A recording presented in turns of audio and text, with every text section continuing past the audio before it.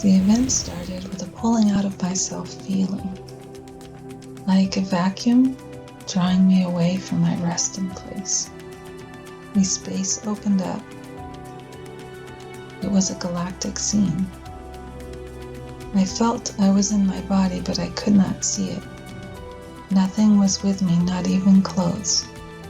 I felt the emptiness and the separation from the world, the earth far below me, the fear of nothing. My humanity was in question. The separation from everyone created a helpless feeling. For the first time in my life, I realized that who I was seemed to be wrapped up in all the trappings of the world. My mind was screaming, almost defending myself against a truth I never knew. I am someone, but out here was I? For it was the opinions of friends and family and my place in society that my self-worth was hinged on. But to my horror, this was of no value here. It was just me. This revealed to me myself. It shook me to the core. Shaken and confused, I was unsettled within, scrambling. I wanted to comfort. I wanted to go home. However, I did not know how to get back, for I did not know how I came to be here. While struggling, looking at the stars in the dark matter, there was an uneasy feeling. Being aware that this place was time outside of my time, a vast place with nothing to separate me from the greatness, but in some small way felt intimate in the grandness. I tried to perceive where I was, and something began to change around me.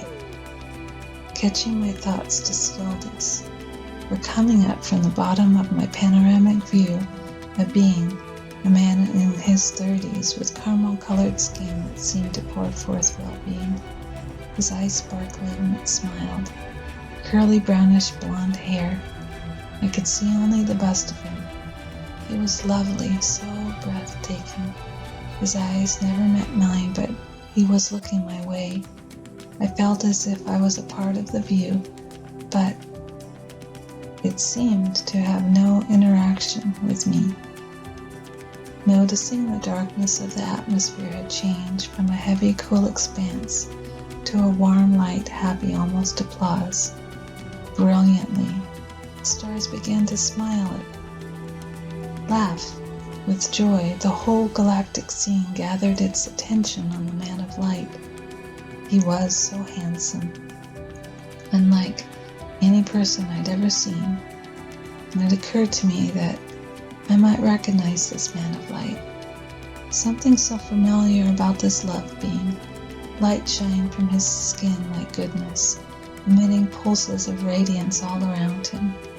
His hair dazzled me with its curls, each strand pronounced majesty. Who else could bring all these stars to compose this impromptu celebration? Oh, the wonderful feeling grew quickly all around, a sweet joy, a natural starlight sound with no words, no movement, but I could feel the delight of exchange between this man of light and the heavens. The longer I was in his presence, I felt the darkness within me, like an old scar I forgot about. Places of uncleanness, thoughts exposed that I didn't even know I had. Jealousy, envy, pain, hurt, and so much more. Even opinions of others were burdensome, but with every revelation came a washing away into cleanness, and this darkness within me became to be a distant past of myself. This filled me with adoration, and I began to feel emboldened to join into this beautiful celebration. I felt my voice and my heart say it's okay to join in. And as I began to join in, the appreciation of him who was our delight, and we delighted in him together, it felt unbelievable. Rapture, bliss. Elation filled me. For the first time in my life, I felt a part of a beautiful, holy expression of love abounding. I was an individual, but I was also a part of the heavens joining together to celebrate such a stunning being. Abruptly, another man rose from the bottom of my view. He looked similar to the man of light. Seeing only the bust of this man was more than I wanted to see. I had only a view of the side of his face. He came and was between me and the man of light. He seemed so close to me, too close. Even though I never saw myself, it seemed he had come between us. As I looked at him, I noticed the heavens became quiet. Even the man of light was still. There was now no more expressions of joy from anyone, just calm, still motion. Feeling of momentum slowing down, resembling a bike that one stops pedaling. Bike continues to coast for a while in the strength of what was before. Noticing now the second man again, he really looked similar to the first.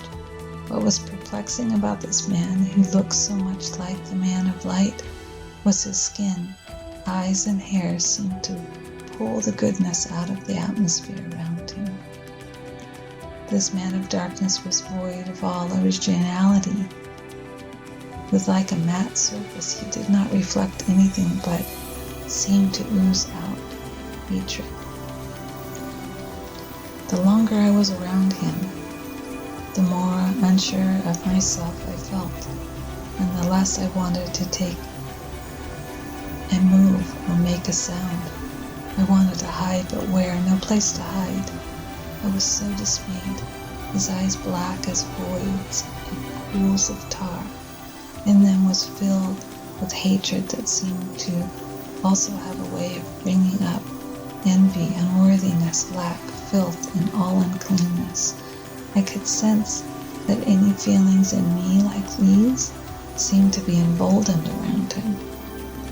Oh, I thought, I know this guy. Who else could extrude such hatred and uncleanness? He looked at the man of light, and all of a sudden I was glad, because the man of darkness wasn't looking at me, for I thought he would kill me if he looked at me. Then, to add to my panic, I heard the man of darkness. Though no words were spoken, I could feel the impact of his opinions. He began to interact with the man of light as if